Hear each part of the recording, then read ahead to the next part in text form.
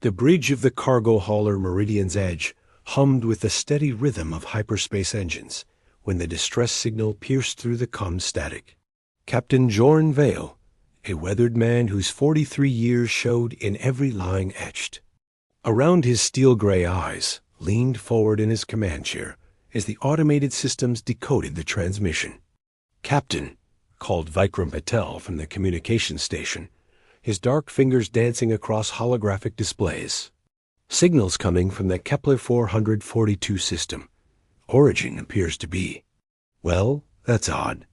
The signature doesn't match any known vessel in our databases." Vale's jaw tightened. 15 years of running freight across the outer rim had taught him that unknown signals usually meant trouble.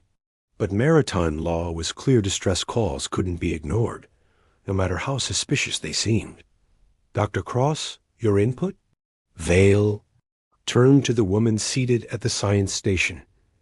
Dr. Amelia Cross was younger than most of the crew at 31. Her auburn hair pulled back in a practical ponytail that emphasized her sharp green eyes. As the ship's xenobiologist, she joined their crew only 6 months ago, but her expertise had already proven invaluable. "The energy patterns are definitely organic in nature," Cross replied, her fingers flying over her console as she analyzed. "The data, whatever's sending this signal, it's partially biological. The electromagnetic spectrum shows signatures I've never encountered before." Vale made his decision. "Patel, plot a course for the signal's origin. Dr. Cross, prep your equipment. If we're dealing with an unknown species, I want to know everything about them before we make contact." The Meridian's Edge dropped out of hyperspace near a barren moon orbiting a dying red giant. The surface was a patchwork of crystalline formations and radiation-scorched rock. Embedded in a crater roughly 2 kilometers across lay the Twisted, remains of what had once been a spacecraft, if it could even be called that. "My God," Cross whispered, staring at the view screen. The vessel appeared to be grown rather than built, its organic curves suggesting it had once been alive. Now it lay broken and silent, leaking an eerie bioluminescent fluid that pooled in the crater's depths. "Radiation levels are off the charts," Patel reported. "Whatever that thing is powered by, it's not anything we'd recognize as safe." Cross was already suiting up. "I have to get down there, Captain. This could be the discovery of the century-first contact with a completely unknown form of life." "Absolutely not," Vale growled. "Those radiation readings would cook you in minutes, even in a full environmental suit." But Cross was already heading for the airlock, her scientific curiosity overriding any sense of self-preservation. "Then we'd better work fast." Against his better judgment, Vale found himself following her. The alien vessel's interior defied comprehension. Corridors pulsed with dying bioluminescence, and the walls felt warm to the touch despite the craft's obvious demise. Dr. Cross led the way, her scanner clicking frantically as it detected energy. Signatures that shouldn't exist. "The radiation is actually decreasing the deeper we go," she reported, her voice crackling through the comm. "It's almost as if the ship is trying to protect something at its core." Captain Vale followed grimly, his hand never leaving his sidearm. Chief Engineer Rosa Santos brought up the rear, her compact frame dwarfed by the massive biomechanical architecture surrounding them. Santos had insisted on joining the expedition, her expertise in exotic propulsion systems potentially crucial. They found the alien in what appeared to be a control chamber. It was roughly humanoid, but stretched impossibly tall, with translucent skin that revealed a complex network of glowing organs beneath. Its large, multifaceted eyes tracked their movement. As they approached, though it was clearly dying. "Incredible," Cross breathed, kneeling beside the creature. "The bone structure suggests it evolved in low gravity, but the organ placement is completely unique. Santos, look at this. The entire circulatory system appears to be bioelectric. The alien's hand long-fingered and graceful, despite its obvious Weakness reached toward Cross. In its palm nestled an organic pod about the size of a human heart, pulsing with the same bioluminescence that had once lit the ship's corridors. "It's trying to give me something," Cross said, extending her gloved hand. "Don't touch it." Vale barked, but it was too late. The moment Cross's fingers made contact with the pod, it seemed to melt through her environmental suit's fabric, merging seamlessly with her palm. She screamed, falling backward as energy coursed up her arm. The alien's eyes flickered once more, then went dark forever. "Cross!" Santos rushed to her side as the xenobiologist convulsed on the chamber floor. "What happened? What did it do to you?" Cross's vitals spiked dangerously on Vale's medical scanner. Her body temperature was rising rapidly, and strange neural activity lit up the readouts like a Christmas tree. By the time they carried her back to the ship, she was unconscious and burning with fever.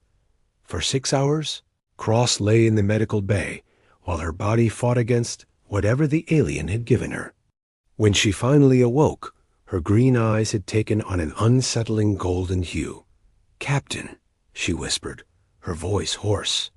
"I can feel it. The pod, it's not just attached to me. It's becoming part of me." Vale leaned closer, noting how her skin had begun to show faint luminescent patterns along her neck and arms. "What does it want?" "Knowledge," Cross replied, tears streaming down her face. "It's the genetic memory of their entire species. They're extinct, Vale, on the last repository of everything they ever were." She grabbed his arm with surprising strength. "You have to leave me behind. Take me to the nearest medical station and go. I can feel myself changing, and I don't know what I'm becoming." "That's not happening," Vale said firmly. "Santos, prep the exo-harness.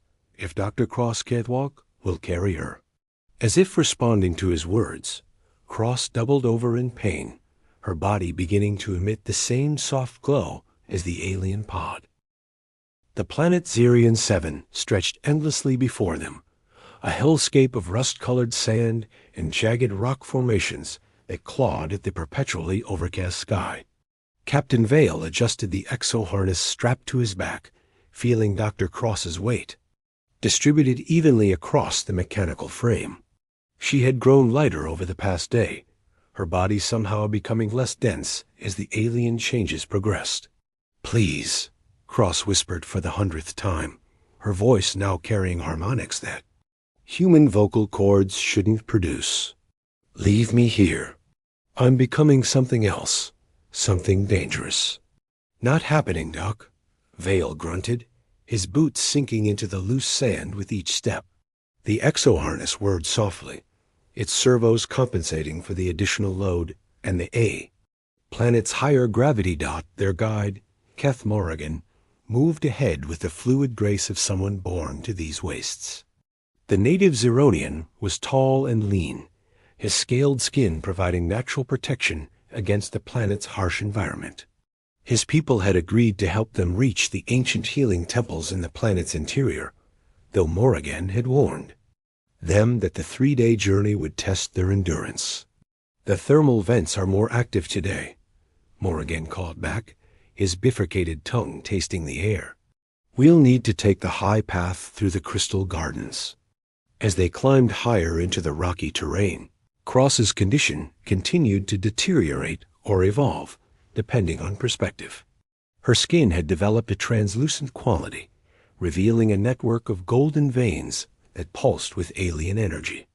Most disturbing of all, she had begun to understand languages she'd never heard before, occasionally speaking in the melodic tones of the dead aliens' people.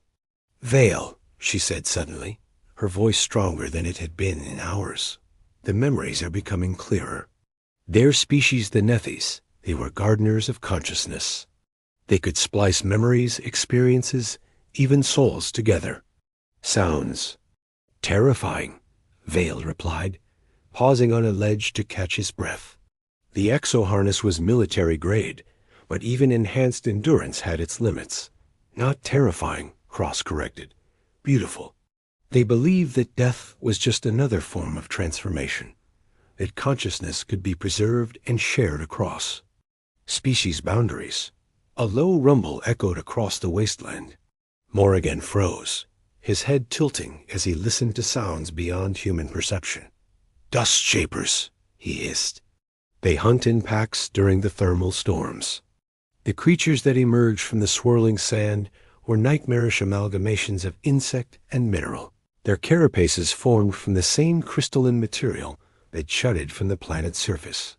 They moved with terrifying speed, their razor-sharp limbs cutting through solid rock as easily as paper. "How many?"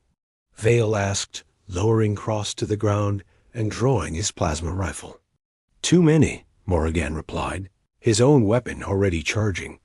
But Cross stood up on her own for the first time in days, her transformed body glowing with increasing intensity. "I can hear them," she said wonderingly. "They're not mindless predators. They're afraid, defending their territory from what they see as invaders." The lead dust shaper paused mid-charge, its multifaceted eyes fixed on Cross.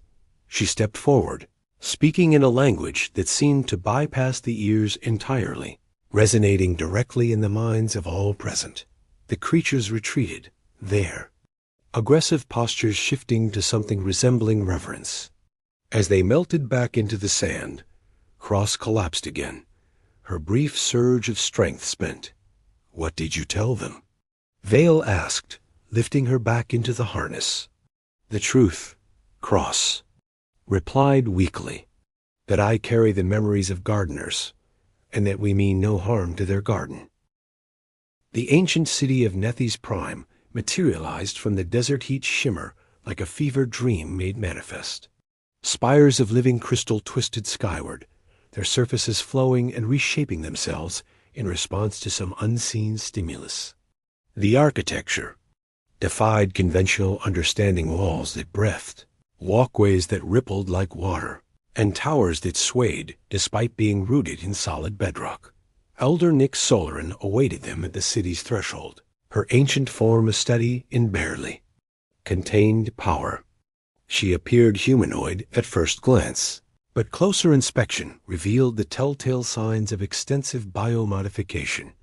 Skin that shifted between organic flesh and crystalline matrix, eyes that contained entire galaxies of swirling stars, and fingers that ended in neural interface ports rather than normal fingernails.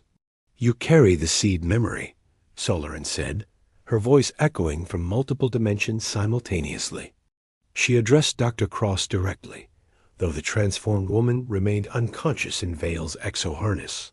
"The last gift of a dying people." Captain Vale stepped forward protectively. "She's been getting worse for 3 days. The changes are accelerating, and I don't know how to help her." Solarin approached with measured steps, her crystalline features reflecting the city's bioluminescent glow. "Help? Captain Vale, you misunderstand what is happening here. Your Dr. Cross is not dying. She is becoming something unprecedented in galactic history." Keth Morrigan had grown increasingly quiet as they neared the city, his scaled features tight with what might have been awe or fear. "Elder, the stories my people tell of this place. They speak of transformation, of visitors who enter as one species and emerge as something else entirely. Your people's stories are accurate, young." "Zeronian," Solarin replied. "This city is a nexus point, a place where consciousness can be refined and reshaped. The Nethys built it as their final gift to the galaxy, a repository of knowledge that could bridge the gaps between incompatible forms of life."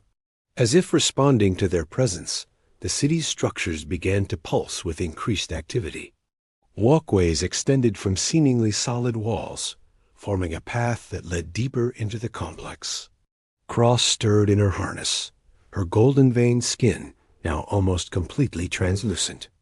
"The memories," Cross whispered, her eyes opening to reveal pupils that swirled like miniature nebulae. "I can see their entire history, Vale. Millions of years of accumulated wisdom, scientific knowledge that could revolutionize everything we understand about life itself. At what cost? Vale asked, his voice rough with emotion. Are you still human, Amelia? Are you still you? Cross smiled, and for a moment, Vale could see traces of the woman he'd come to care about over their months of working together. I'm becoming something more than human, but I haven't lost who I am. The Nethys don't replace consciousness, they expand it. Elder Solarin gestured toward the city's heart, where a massive structure pulsed with the rhythm of a cosmic heartbeat. The choice must be hers, Captain. She can release the seed memory here, preserving the Nethys' legacy without completing her own transformation. Or she can embrace the full metamorphosis and become a bridge between your species and forms of life. You cannot yet imagine. The city itself seemed to lean in, waiting for Cross's decision.